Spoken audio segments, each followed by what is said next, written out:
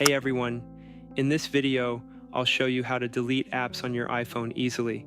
But before we dive in, make sure to hit that subscribe button and drop a like below. It really helps out. Now, let's get straight into the guide. So, the easiest way to remove an app is by pressing and holding it until a menu pops up. From there, tap on Remove App and then make sure to select Delete App to completely remove it. If you only choose Remove from home screen, the app will just be hidden, not uninstalled. If you've already removed an app from your home screen and can't find it, don't worry. Just swipe to the app library, search for the app, and hold down on it again. Then, tap Delete App to remove it permanently. Now, if you're unable to delete apps, there's a good chance that a setting in screen time is blocking it.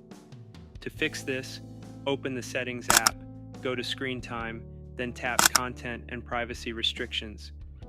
Inside, select iTunes and App Store purchases, and make sure deleting apps is set to Allow.